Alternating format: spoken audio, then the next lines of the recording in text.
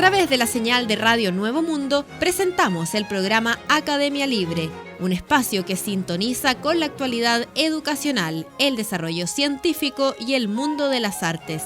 Aquí la Universidad Pública pone sus micrófonos al aire. Con ustedes, David Evia. Vaya nuestro saludo a todos los auditores de Radio Nuevo Mundo que a esta hora sintonizan la emisión de Academia Libre, donde la educación, las ciencias y las artes confluyen para hacer de la creación de conocimiento un espacio público. Me acompaña Cristian Castro. ¿Cómo estás? Hola David, ¿cómo estás tú? Y en este primer bloque dedicado a educación, Cristian, tenemos que vincular a esos actores principales del proceso educativo del país con la coyuntura, con lo que ha estado pasando en los últimos días. Desde luego, porque todo lo que hemos visto en estos últimos días que tiene relación con demandas y que nacen precisamente desde el mundo estudiantil y que se ha traducido en un manejo del gobierno bastante extraño y bastante extremo y bastante violento también, al punto de instalar un toque de queda que no se había producido desde la dictadura, o sea, guardando las salvedades de estos momentos de desastres naturales que corresponderían a otro contexto. Tenemos que se ha dado todo un discurso de criminalización, de delincuencia, etcétera, etcétera, pero se nos olvida que justamente, como tú dices, acá los actores principales y quienes llevaron el tema y quienes lo pusieron sobre la mesa son los estudiantes, que han logrado de alguna manera movilizar muchos sentires que estaban ahí aquilatados y un poco, quizá como una olla a presión a punto de estallar, pero los estudiantes fueron capaces de movilizar algo, capaces de poner temas sobre la mesa y pasar al acto en términos muy rescatables, digamos. Es la discusión que deberíamos estar teniendo ahora, ¿cierto? La discusión sobre contenidos. Así es. Yo quiero recapitular hacia un momento que me parece sumamente torpe de toda esta saga de torpezas, más allá de la violencia del Ejecutivo, que es un momento que se produce hace un poco más de una semana, justo antes que se encienda el momento capital de estas manifestaciones, en que ya se ha producido el anuncio, ¿verdad?, del alza en el pasaje y en medio de la protesta de los estudiantes, la ministra de Transporte, Gloria Hutt, sale a decir, desafiando la inteligencia de cualquier chileno, ¿Qué tienen ellos que protestar si la tarifa del pasaje escolar no se movió? Claro. Entonces, desde luego que es un argumento bastante estúpido, porque esos escolares se debe cada uno a un hogar y es el costo de la vida en cada uno de esos hogares el que se ha encarecido. Da lo mismo, podría haber bajado la tarifa, pero habiendo subido la de los padres, la de los abuelos, etcétera, la situación era crítica de todos modos. Entonces lo interesante es que esa torpeza de la ministra permite también, en cierto sentido, al sector estudiantil vincular el hecho concreto con la situación global, social, que se estaba viviendo en el país en muchos planos, y por eso es que esta protesta no es, como quiso hacer creer el gobierno hace unos días, una protesta que tenga que ver solamente con una cuestión tarifaria de pasajes de la locomoción colectiva. Es decir, es una protesta que tiene que ver con el alza de la electricidad, que tiene que ver con el alza de los insumos básicos con los que se calcula el IPC en el país, tiene que ver con el robo increíble, el saqueo impresionante en materia de agua, con regiones completas sin el suministro, para que determinados empresarios puedan lucrar en términos particulares con aquello, ¿verdad? Y tiene un telón de fondo que los mismos estudiantes, los mismos escolares visibilizaron. Es decir, ¿qué vienen a reclamar contra estas manifestaciones si tenemos gobernando al principal evasor del país? Algo que incluso los medios periodísticos oficialistas tuvieron que reconocer con cifras.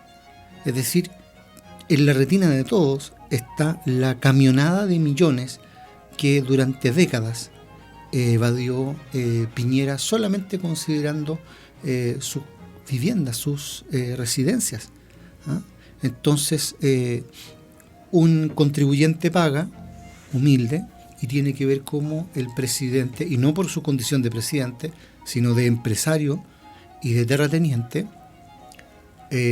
omite para el bien del erario nacional, desde donde se construyen los derechos sociales, precisamente.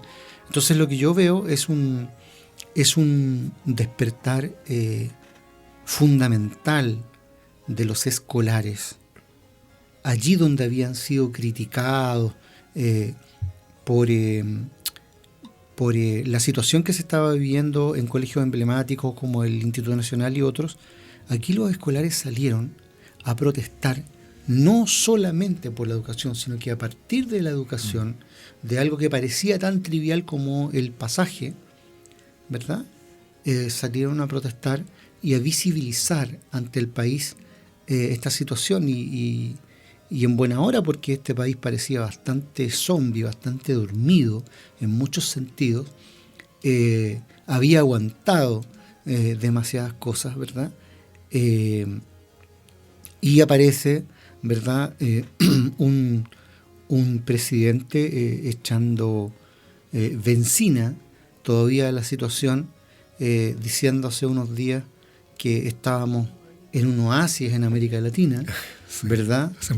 Pidiendo intervención de terceros, llamando dictadores a varios presidentes latinoamericanos, o bien respaldando a otros, pero según el signo político. ¿Ah? En Venezuela no hubo un solo estado de excepción, pero ahí se hablaba de dictadura desde la moneda, pero aquí estamos gobernando desde el estado de excepción, ¿verdad? Y en algún momento esto va a pasar las cuentas. El gobierno sale a criticar escenas, comillas, de vandalismo, como que alguien entre al supermercado después de todo lo que le han robado a sacar una mercancía, pero ahí no cuentan todas las muertes de estos días, por ejemplo. ¿Ah? ¿Qué hace las Fuerzas Armadas tomando el control de las calles si esto es una manifestación ciudadana? Entonces aquí hay cosas, Cristian, que yo creo que es bueno tomar en cuenta, porque, como decía el presidente Pedro Aguirre Cerda, gobernar es educar. Y aquí la lección, la gran lección o la primera lección la dieron los escolares, los estudiantes en general. Y hubo eco, pero la contralección, es decir, el acto vergonzoso, lo dio el Ejecutivo en varios planos en estos mismos días en que se envió un proyecto para el recorte en el ámbito de cultura otra vez, ¿verdad? Pero además, al calor de estas manifestaciones, el presidente Piñera salió con una de las suyas en el Financial Times, donde dijo, comparándose con el Ulises de la Odisea, que él se ató al mástil de un barco y se puso trozos de cera en las orejas para evitar caer en la trampa. La sirena llama, estamos dispuestos a hacer todo por no caer en el populismo. en la demagogia, dijo a ese medio de comunicación. Pero la historia no es así. Odiseo o Ulises no se tapa los oídos con cera. Eso es la orden que le da a sus marinos. La orden para sí mismo es amarrarse al mástil para escuchar los cantos de las sirenas. Es todo lo contrario. Entonces, de nuevo que tenemos un acto de brutalidad, de arrojar a los militares a las calles. ¿Y cuál es el sostén de ese acto de brutalidad? La más increíble ignorancia. La más increíble ignorancia. Yo quiero hacer hincapié en eso. Aquí tenemos un gobernante diciendo estupideces. Imagínense los millones de escolares chilenos escuchando esta burrada del presidente de la República, del jefe de Estado. ¿Con qué autoridad esta persona viene a dar opiniones sobre cómo debe manifestarse o no la ciudadanía? Yo lo encuentro vergonzoso y quiero decir de pasada que cayó en la misma ignorancia francamente vergonzosa el señor Daniel Matamala, que se las da de paladín de la justicia en la industria mediática, ¿verdad? Y que escribe una columna de La Tercera, donde además de darse con piedras en el pecho, escandalizado por lo que él también, como Piñera, llama escenas de vandalismo, cita la expresión vertida por Piñera, confundiendo completamente la historia, que desde luego no debe haber leído, le deben haber soplado muy mal, como siempre, ¿verdad? De Ulises, y la cita, pero sin criticarla, sin advertir que es un error ni siquiera cómico, es tragicómico tener de gobernante a una persona que no es capaz de educarse, ni educar, ni decir una cosa sostenible. Yo creo que esta movilización social tiene demasiados ingredientes que dicen relación con los niveles educativos, ¿no? Así es. Justamente, bueno, es muy lamentable esta declaración y es sintomática también de cómo se ha llevado a cabo todo este proceso y en general la lógica del gobierno. Yo quisiera agregar un elemento retomando un poco las palabras de la ministra Hatt, porque claro, ella señala, como tú muy bien dices, que el pase escolar no se modificó en su tarifa, restando validez a la argumentación de reclamar por eso. Pero además ella también agrega que la decisión de la modificación de las tarifas ya estaba tomada. Y en ese sentido, claro, o sea, vemos una disposición que es absolutamente vertical, que está totalmente cerrada a la posibilidad de entrar en diálogo sobre cuestiones de interés social y que resulta sintomático, resulta decidor de cómo este gobierno ha actuado sin escuchar, sin dialogar. Ya lo vimos también en el Instituto Nacional con todos los problemas con el alcalde Alessandri respecto también a una lógica de represión, y también lo vemos en las declaraciones de ministros como el ministro Fontaine, que se ríe de todos nosotros cuando dice que nos levantemos más temprano, claro, para poder aprovechar el beneficio que supuestamente nos entrega el metro, justamente en un contexto donde estamos hablando de la modificación de la jornada horaria a 40 horas, precisamente para tener un poco más de tiempo que no esté capturado, digamos, por el trabajo y tener un poco de descanso.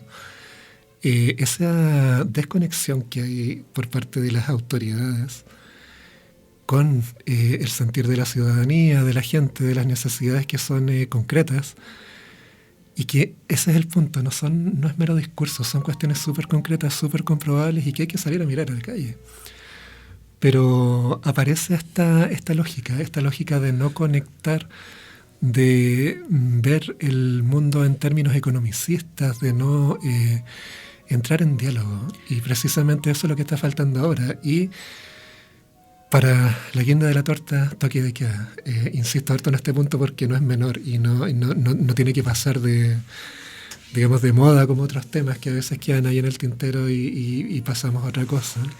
Claro, este gobierno no es capaz ya de gobernar sino bajo el estado de excepción, lo cual, hay que decirlo, es una crisis dentro de la propia élite económica. La élite económica puso a este gabinete y a este señor Piñera a intentar cuidar sus intereses, y la verdad es que los está cuidando mal. Los está cuidando mal, es decir, se van a producir, ¿verdad?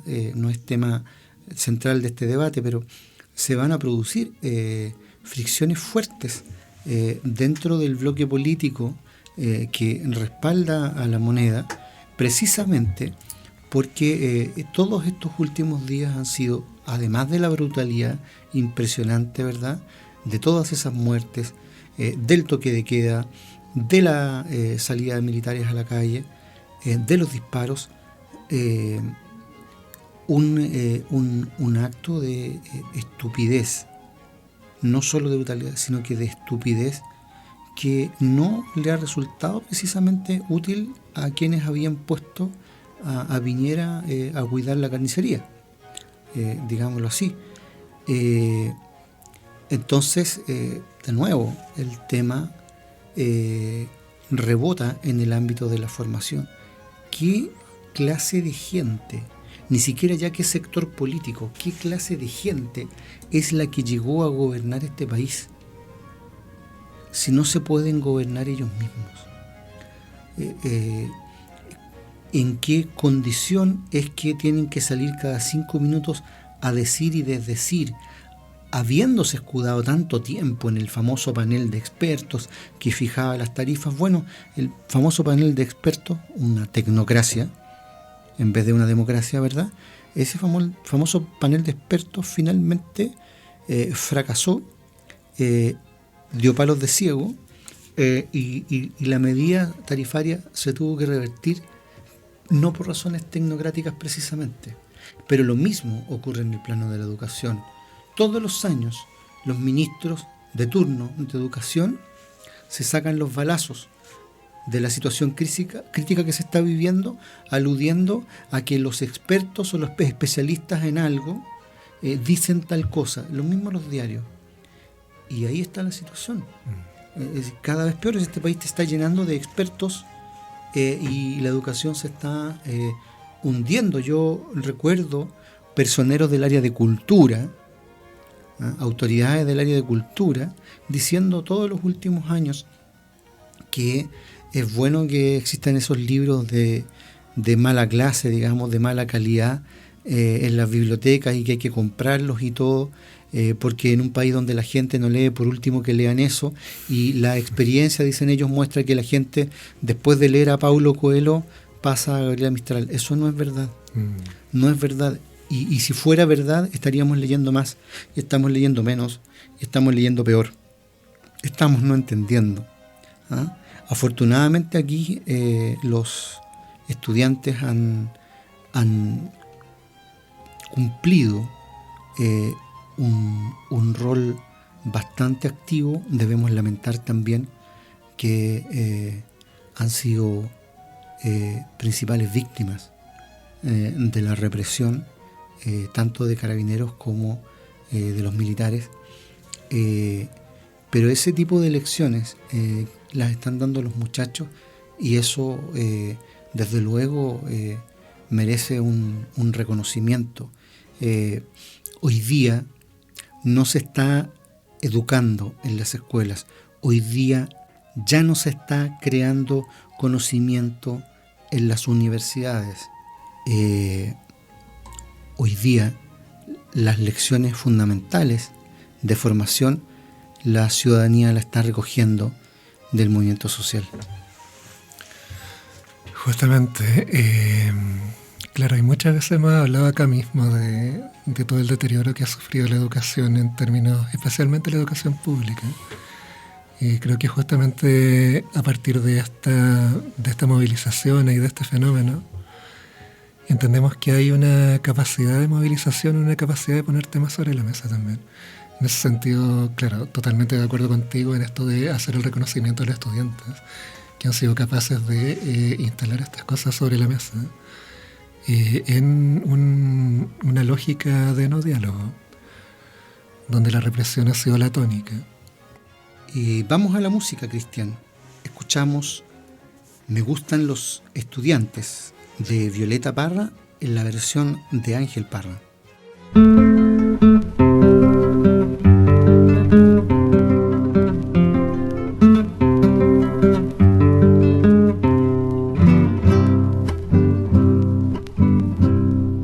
Que vivan los estudiantes, jardín de las alegrías. Son aves que no se asustan de animal ni policía, y no le asustan las balas ni el ladrar de la jauría. Caramba y zamba la cosa, que viva la astronomía. Que vivan los estudiantes que rugen como los vientos cuando les meten al oído sotanazo regimiento. Pajarillos libertarios igual que los elementos. Caramba y zamba la cosa, que vivan los experimentos. Me gustan los estudiantes porque son la levadura del pan que saldrá del horno con toda su sabrosura, para la boca del pobre que come con amargura. Caramba y zamba la cosa, viva la literatura. Me gustan los estudiantes porque levantan el pecho cuando le dicen harina sabiéndose que es afrecho, y no hacen el sordo mudo cuando se presente el hecho. Caramba y zamba la cosa, el código del derecho. Me gustan los estudiantes que marchan sobre la ruina, con las banderas en alto va toda la estudiantina. Son químicos y doctores, cirujanos y dentistas. Caramba y zamba la cosa, vivan los especialistas. Me gustan los estudiantes que van al laboratorio, descubren lo que se esconde adentro del confesorio. Ya tiene el hombre un carrito que llevó hasta el purgatorio. Caramba y zamba la cosa, los libros explicatorios.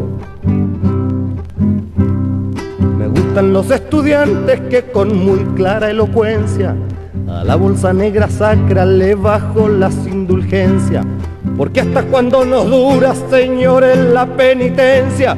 Caramba y zamba la cosa, que viva toda la ciencia.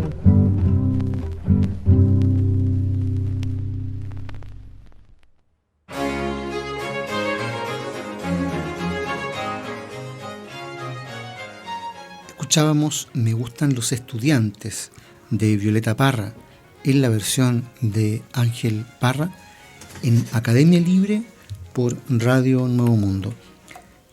Y en este segundo bloque, Cristian, vamos a retomar desde otro ángulo un tema del que habíamos estado informando hace un par de meses, las novedades científicas respecto del Alzheimer.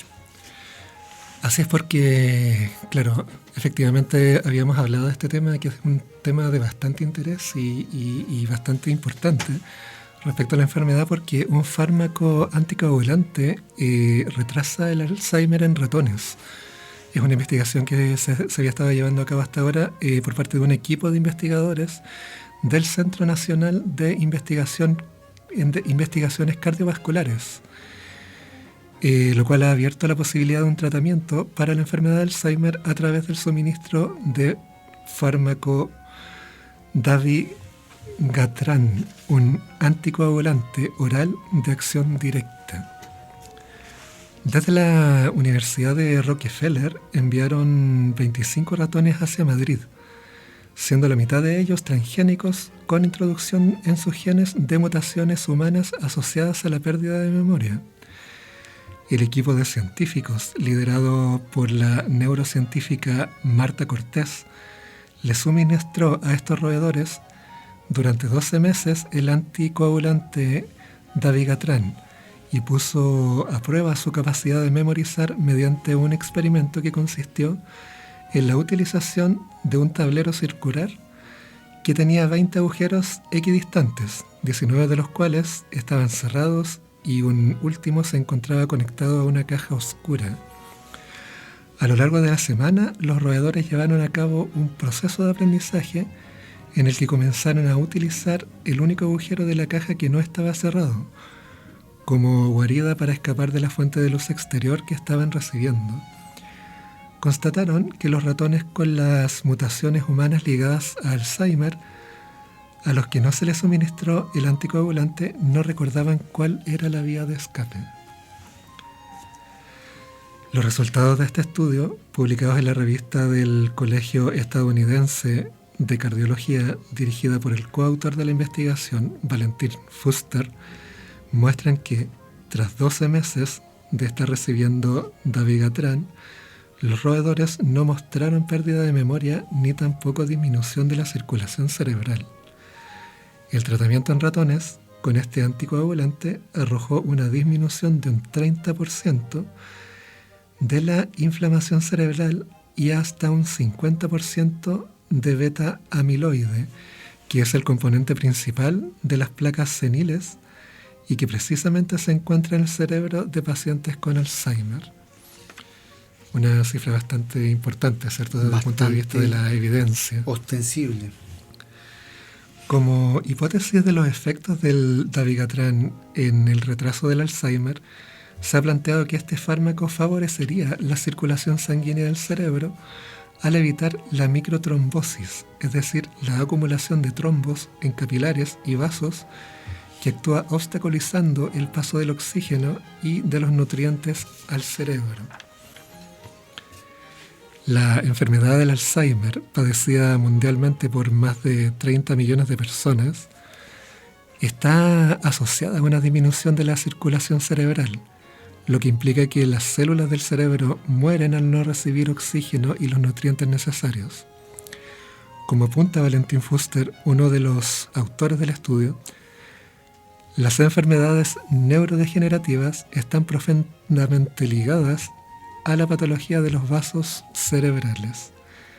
El estudio del nexo cerebro-corazón en las enfermedades neurodegenerativas es el reto de la próxima década. El dabigatran, utilizado por el tratamiento de diferentes enfermedades humanas, poseería una mayor eficacia y un número menor de efectos secundarios en comparación con otros anticoagulantes. Así, Marta Cortés destacó que este descubrimiento supone un avance importante para trasladar nuestros resultados a la práctica clínica y conseguir así un tratamiento eficaz para la enfermedad de Alzheimer. Asimismo, agregó que ganar la batalla pasa por conseguir terapias combinadas e individualizadas dirigidas a tratar los diferentes mecanismos que contribuyen a esta patología. Uno de ellos es mejorar la circulación cerebral y ahora sabemos que el uso de tratamientos anticoagulantes orales podría resultar eficaz en aquellos enfermos de Alzheimer con tendencia procoagulante. Para aplicar la terapia individualizada será necesaria una herramienta diagnóstica que identifique aquellos pacientes con tendencia a coagular. Esa es una de las líneas de investigación en las que nos vamos a centrar en los próximos años, concluyó. Cabe destacar que el equipo encabezado por Cortés ya se encuentra en proceso de aplicación clínica, aunque previamente tienen como foco experimentar con otro animal, probablemente conejos. No obstante, un equipo liderado por la neurocientífica Paula Gramas de la Universidad de Rhode Island ha anunciado un próximo ensayo de aplicación del tratamiento con dabigatran en aproximadamente 50 personas que padecen Alzheimer. Una noticia bastante importante. Comentábamos la vez pasada las nuevas técnicas que se están aplicando para la detección precoz del Alzheimer, y ahora lo que tenemos ya es un tratamiento, ¿verdad?, que ha mostrado su eficacia en ratones, que ya además, como tú indicas, se va a empezar a aplicar clínicamente en un nivel experimental con personas, pero todavía en el intertanto se está tratando de ver la experimentación en otro animal como los conejos. Claro. Se ha avanzado bastante en realidad en en este camino en los últimos años, y es de esperar que una enfermedad tan destructiva, tan invasiva, tan totalitaria, digamos, en términos de ser una enfermedad catastrófica, pueda finalmente pasar a la historia con este tipo de líneas de investigación. Un impacto bastante importante. Recién revisábamos a propósito de las cifras, ¿cierto? Que la disminución de un 30% de la inflamación cerebral y hasta un 50% del beta-amiloide, que también lo habíamos tocado la vez pasada que habíamos hablado sobre el Alzheimer, resultan en cifras bien significativas. Estamos ya en un terreno quizás que es bastante prometedor, lo cual ataca una problemática que afecta a muchas personas y que también es muy destructiva para las familias, que tienen que muchas veces hacerse cargo de estas situaciones que son bien complejas en todo sentido. Claro, lo comentábamos también a propósito del impacto que tiene en una sociedad, más allá del caso individual, ¿verdad?, de cada persona, en una sociedad que va avanzando hacia una población de la tercera edad cada vez mayor. Claro. Que es, ojo, no es que el ser de la tercera edad sea la causa del Alzheimer, pero es el segmento etario donde con mayor frecuencia se produce este tipo de patología. Por lo tanto, en el caso de un país como Chile, que ya entró en esa dinámica de envejecimiento demográfico, en que tenemos ya más personas de la tercera edad que niños, desde luego que esto también debe convertirse pronto en un proceso de asimilación a las políticas públicas de salud y desde luego no quedar restringido, como con tanta frecuencia ocurre en este país, al acceso de esta cura solamente a los sectores pudientes. Esto debiera ser una cobertura pública a través de un sistema de salud integrado. Claro. Además de también promover una línea de investigación que tenga un financiamiento adecuado para producir resultados. Exactamente, y que ahí las universidades jueguen un papel principal. Vamos a la música. Escuchamos Canción del Poder Popular con Inti Illimani.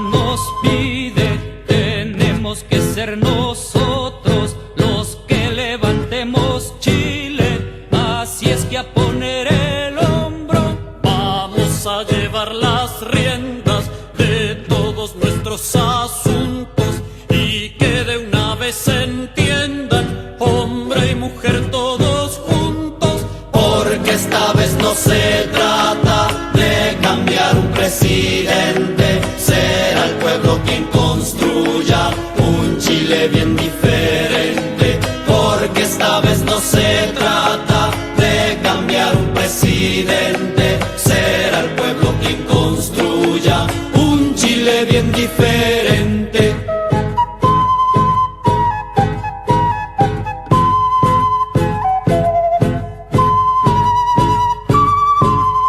Todos vénganse a juntar, tenemos la puerta abierta y la unidad popular es para todo el que quiera. Echaremos fuera al yanqui y su lenguaje siniestro con la unidad popular. Ahora somos gobierno, porque esta vez no se trata de cambiar un presidente, será el pueblo quien construya un Chile bien diferente,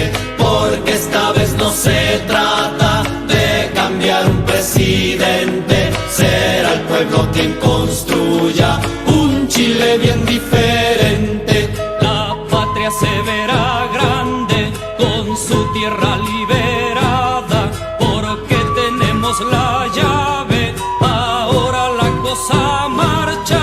Ya nadie puede quitarnos el derecho de ser libres, y como seres humanos podremos vivir en Chile, porque esta vez no se trata de cambiar un presidente, será el pueblo quien construya un Chile bien diferente, porque esta vez no se trata de cambiar un presidente, será el pueblo quien construya un Chile bien diferente.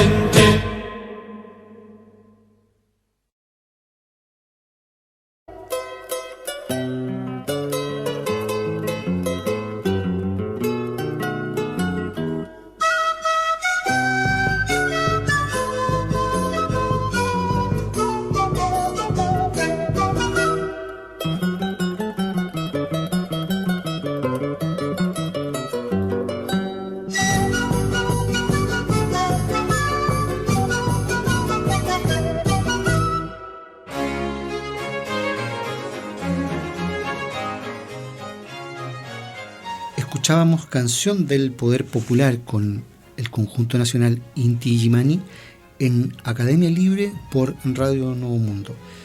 Y en esta tercera sección, Cristian, donde nos dedicamos a las artes en cualquiera de sus expresiones, yo quería compartir contigo una conversación que mantuve con una destacada escritora chilena, Carolina González. Es una escritora de la zona norte de este país, concretamente de la región de Tarapacá, y te quiero invitar a escuchar este diálogo porque apunta en buena medida a la experiencia de escribir, de publicar y las dificultades asociadas a aquello en regiones. Qué interesante, vamos. Hola Carolina, ¿cómo estás? Hola, súper, ¿y tú? Aquí estamos bastante bien en Academia Libre, en este bloque dedicado a las artes y en particular hoy día conversando contigo sobre literatura. Carolina, tú eres una escritora que te dedicas hace ¿cuánto tiempo a las letras? No te sabría decir cuánto tiempo porque no me recuerdo sin escribir, pero creo que ya en una forma más constante y derecho ya a querer publicar aproximadamente desde el 2000. Harto tiempo. Sí. Casi 20 años. Sí, es que no más, pero calculo que por ahí ya se hizo como más presente. ¿Cuáles son las complejidades de dedicarse al mundo de las letras cuando uno vive en una región que no es la metropolitana? Porque el mundo de las artes vive discriminación en distintas regiones, ¿verdad? Hay problemas de visibilización de pronto de la obra o de subvención o de concursos públicos. ¿Cuál es la situación desde tu perspectiva ahí? Creo que vivimos la situación que hay en todas partes, incluyendo la capital, es que no podemos vivir solamente de la literatura. Tenemos que tener trabajos a los que llaman formales para poder alimentarnos, incluso para poder pagar nuestros propios libros. Tenemos los mismos fondos que tienen en todas las regiones para postular, especialmente FNBR, pero tenemos el mismo problema que en todas las regiones, que los publicamos y no los podemos vender. O sea, nuestro trabajo se ve ya desde ese punto invisibilizado. Ahora, es cierto que en regiones, y no voy a hablar principalmente de la mía porque sé que pasa en muchas regiones, el centralismo nos traba. Todo sucede en Santiago. Si no vienes a Santiago, no te conoce nadie. Ya voy viniendo, no te conoce nadie. El trabajo en regiones es muy bonito, es muy amplio, es constante. En regiones uno se conoce. Es más, uno conoce gente de otras regiones. Pero la capital siempre es como un mundo aparte, que muchos en nuestros propios grupos, incluso entre filiales, tratamos de sacar esas fronteras con la capital, pero en realidad se se llega al fondo de esa premisa de que Santiago es Chile y quedamos en las regiones como aislados, somos pequeñas islas de este país llamado Chile. Bueno, en mi región, que está tan al norte, que es la región de Tarapacá, solo nos superan en la nortinidad Arica, es mucho más difícil todavía. Lo que sí nos da una ventaja que no tienen las regiones más centrales, no necesariamente al sur, es que nosotros tenemos muy buenos vecinos de escritores, que sería Bolivia y Perú, y se generan encuentros muy bonitos. Así que muchas veces nos conocen más en ciudades cercanas del extranjero, por ejemplo, La Paz o Tacna mismo, que está al lado, nos conocen mucho más que en nuestro propio país. Una tremenda paradoja, ¿verdad? Sí, de hecho, la forma que tienen de manejar la cultura, las artes, especialmente las letras de los países vecinos, es maravilloso. Es envidiablemente maravilloso. Ellos rescatan mucho, los protegen mucho, aunque no hay fondos concursables, sí sus municipios, no sé si se llaman así, pero los encargados de cultura se preocupan mucho. Yo soy escritor, ven aquí, te llamo, te ofrezco espacio, algo que no nos pasa a nosotros. Hay un respeto por la palabra entre nuestros vecinos, ¿verdad? Por la cultura en general. Y claro, pero además en el caso de los escritores,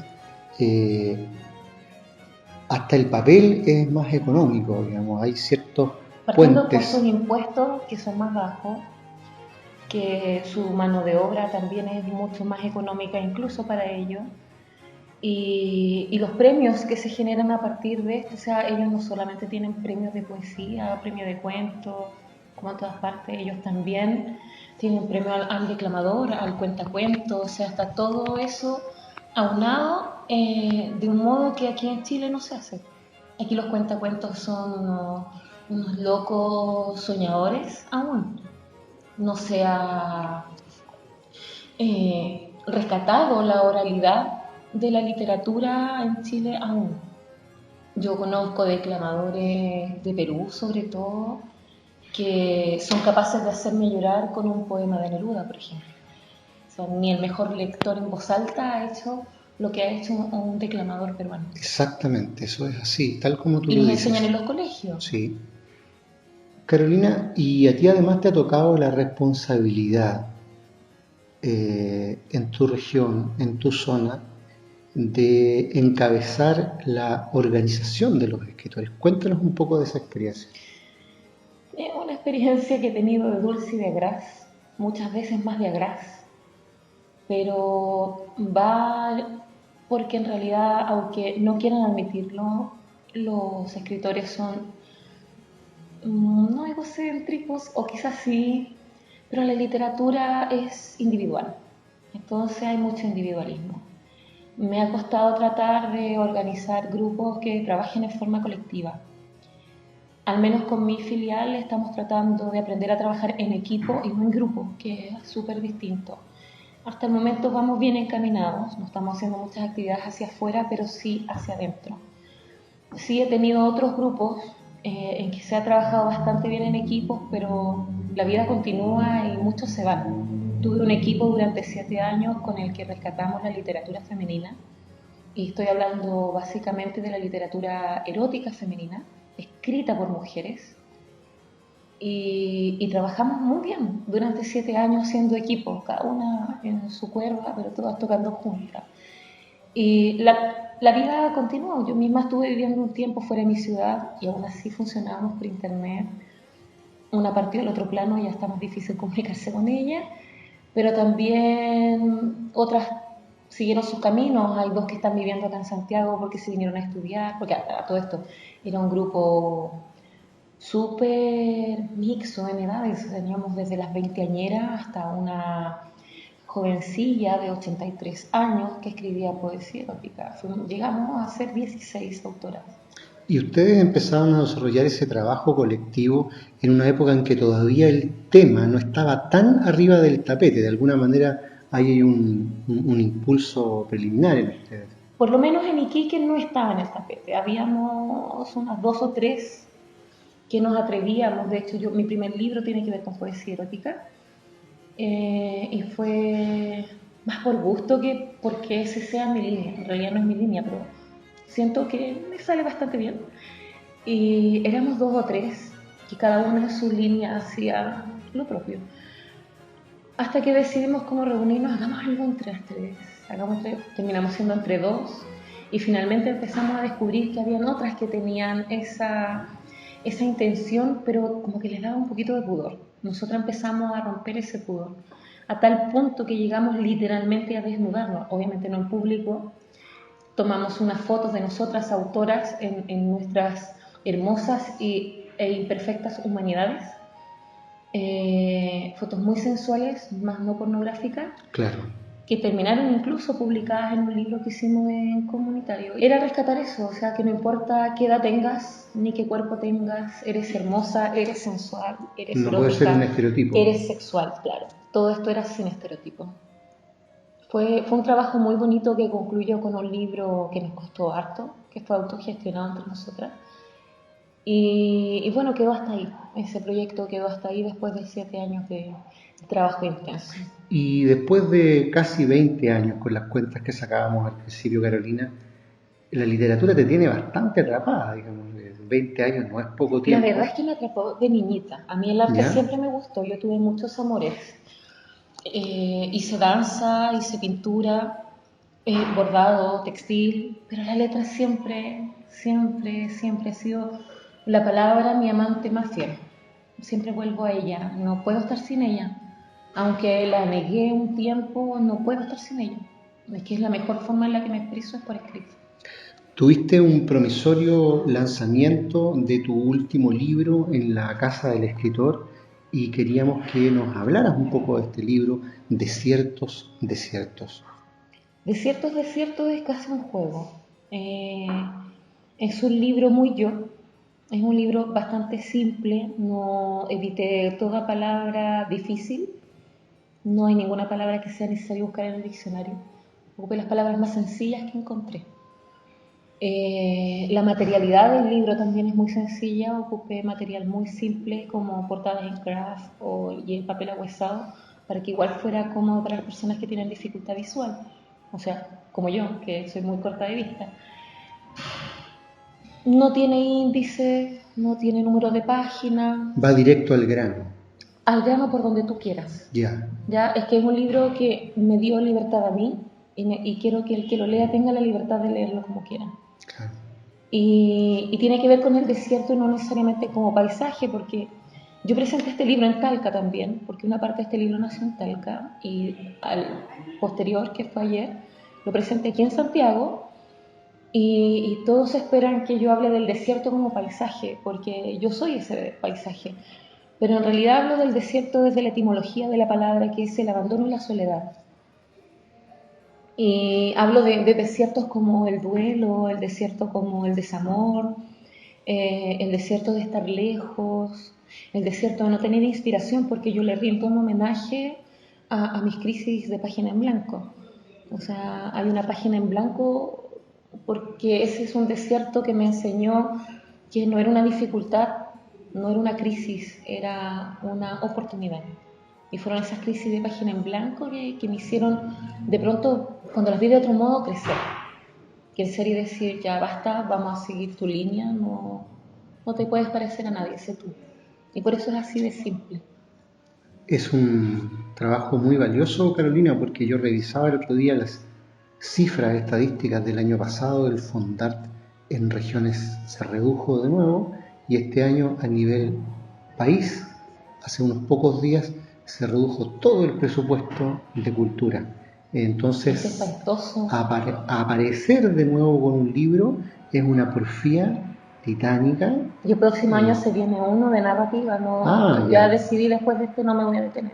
Perfecto. Sí, es un acto rebelde publicar. Ese es el tema. Sobre ¿verdad? todo la autogestión. Afortunadamente en regiones tenemos la suerte, no sé cómo pasará en la capital, tenemos la suerte de que existen imprentas que nos imprimen a un costo bastante asequible, que incluso nos permiten pagar en cuotas. Yo pagué estas producciones con tarjeta de crédito. Voy a estar pagando un ratito las cuotas. Y ya no tenemos que ir a las imprentas consolidadas que cobraban muy caro porque como Iquique es una ciudad minera, creen que todos somos mineros. Claro. Y no es no. Entonces hay unas pequeñas editoriales como la que hizo mi libro, que es Pájaro Hermano, que hace estos libros a un precio mucho más económico, bastante más económico. Razonable. Porque muchos teníamos la tendencia de ir a publicar a Tacna, que es sumamente barato, Sí. pero es súper engorroso porque tienes que pagar el impuesto y devolverse con los libros. Es Desde un gran luego. trabajo, sí. O sea, lo que te ahorras en dinero, te lo ganas en trabajo. Carolina, desiertos, ¿dónde los auditores que se interesen por este libro se pueden o contactar contigo o adquirirlo directamente? Por ahora no tengo un punto de venta, porque igual el tiraje fueron 200 unidades. Pero si quieren el libro, pueden entrar a mi página en Facebook y la encuentran como Carolina Catrala González Velázquez. Ya poniendo Catral es muy posible que encuentren una foto de una chascona, esa soy yo. Eso es esto. Sí, y seguro esta foto les va a aparecer más de una vez. O simplemente escribiéndome un correo, ahora es difícil, es carolina.gonzalez.velázquez@gmail.com. Carolina González, Velázquez. escritora chilena. Sí. Te queremos dar las gracias por esta conversación en Academia Libre. Muchas gracias a ti por invitarme, por hacerte un espacio en este viaje loco que hice a presentar el libro. Concluye aquí en Radio Nuevo Mundo esta emisión de Academia Libre, un programa producido por la Comisión Ejecutiva de la Universidad. En los mandos técnicos, Juan Rivera. Y en los micrófonos, Cristian Castro y David Evia. Agradecidos de su sintonía, nos reencontraremos con ustedes la próxima semana. Hasta entonces. Hasta pronto.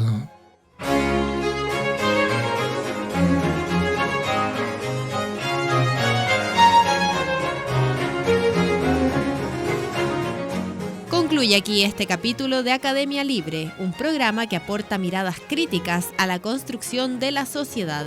Hasta una próxima oportunidad.